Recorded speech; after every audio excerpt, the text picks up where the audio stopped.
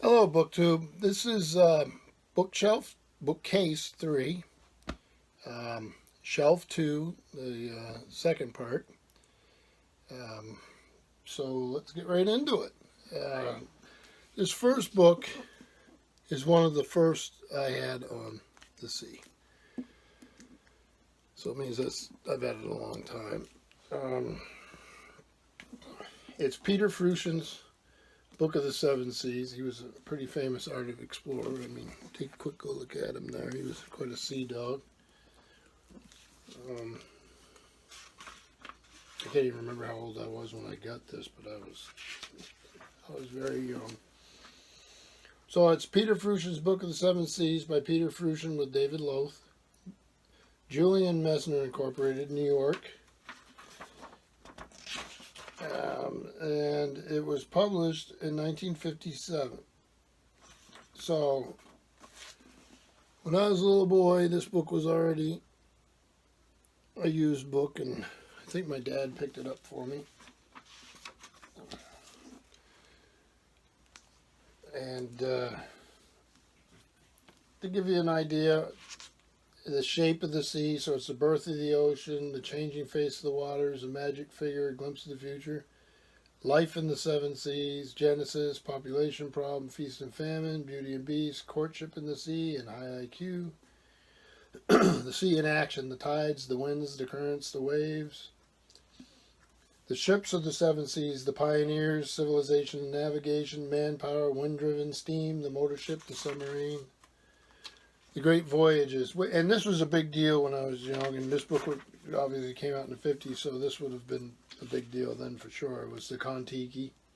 Then you have South Africa, first to America, westward the course, around the world, Northeast Passage, all for science, north to the pole, south to the pole, the new unknown. Then you have stories of battles at sea, all the famous ones, treasures of the seven seas, islands of the seven seas, the law of the seven seas, and strange tales from the seven seas. So I really love this. Great book plate. I tell you, I see book plates sometimes. So this, my dad would have given this. So this had belonged to somebody. So he obviously bought it used.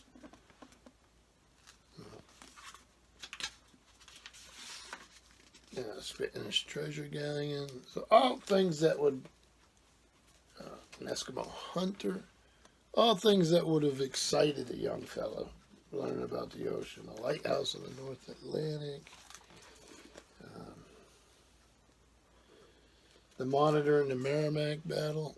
The ironclads from Civil War. So it's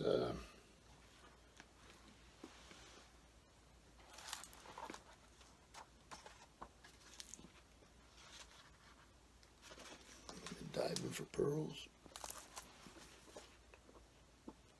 It reminds me of, well, here's a great picture. This is planning the Kon-Tiki expedition, the Explorer Club's New York.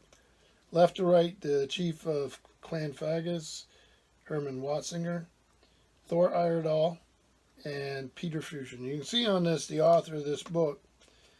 Again, this is taken at the Explorers Club in New York. Has a wooden leg. If you look really close, you'll see him. He's a big man.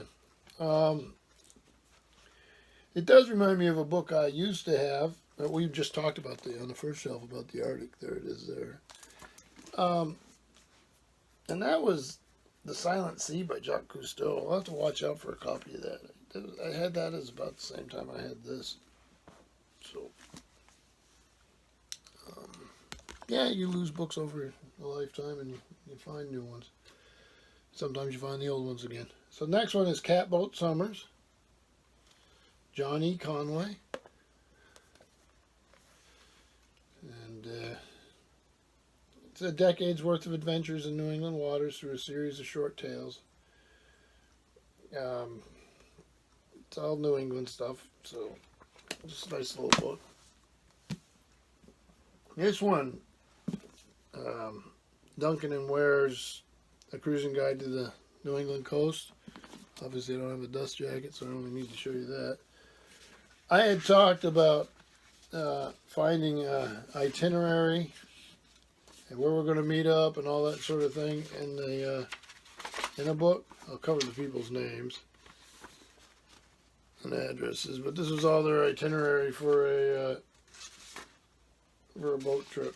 So it was sort of fun. I just leave it in there. Normally I don't like to leave stuff in my books, but in this case it's harmless. The book's not worth much anyway. You find these all over the place. I just like to look through it and dream of a little expedition here and there. Nothing like Contiki, but so York Harbor, Maine. If you're a sailor, this would be like a guidebook for you to get in and out of there. So it's a cruising guide to the New England coast, including the Hudson River, Long Island Sound, and the coast of New Brunswick by Roger F. Duncan and John P. Ware, with illustrations and charts, completely revised and updated 9th edition. A Triton book, Dodd Mead Company, New York. And this would have been 1987. It's gone through a lot of printing. And we'll meet Mr. Duncan again with some other stuff. But then this little thing, very thin, but about a subject that I love. This is the British Motor Gunboat, 1939 to 1945, by Angus Constam, and it's illustrated by Tony Bryan. And the illustrator in this is important because he does a wonderful job. I first fell in love with this part of World War II history and these particular boats, motor torpedo boats and motor gunboats. I think his name was Peter Dickens. I haven't had the book in years, and it was a Bantam War paperback. There used to be a lot of those. I liked them. I haven't seen them around in a while. There was a lot of them, and one of them was by Peter Dickens, a descendant of Charles Dickens, the writer. And it was about these boats, and I have to look it up. Just looking at this reminded me of it. Maybe I can find a copy. So anyway, I fell in love with these boats. Motor gunboats were the Spitfires of the sea of the Royal Navy, bristling with small caliber guns and machine guns. They served in a variety of wars during World War II. In the early war period, they battled against German E-boats in the English Channel, then went on the offensive, searching enemy shores for targets of opportunity. At other times, they ran support for the motor torpedo boats and were used to deliver commandos on various raids. Naval warfare expert Angus Constam tells the story of these small but destructive boats, beginning with their design and development and carrying through to their operational use in the European and Mediterranean theaters of World War II, similar to the U.S. PT boats. What a great story. Well, look at the art here this fella did. I don't know how you can see that in this light, but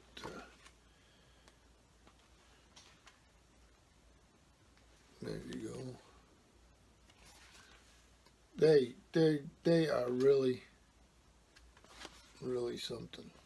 Very exciting. Here's another painting. These paintings in these books are just wonderful.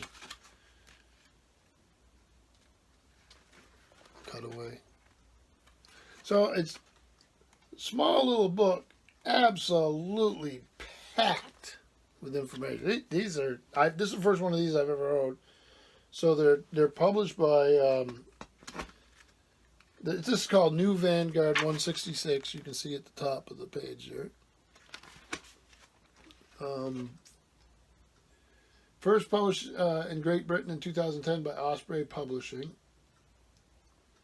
This is the fourth impression of 2014 that I have here. So this Osprey Publishing, oh, you see them right here.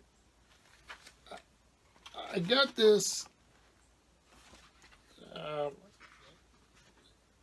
just because I like the subject matter and I had no idea what a beautiful job they do. And like I say, I've really been impressed. I love reading it. So I will probably, I believe they have, so this is a motor gunboat. So they have a book on the E-boats, which would be nice to have it. They have the motor torpedo boat, which I probably will pick up. And a bunch of other stuff. But yeah, it's even got a decent index. It's got the boats listed, right in pennant type. The losses of the boats, a couple pages of that, unfortunately.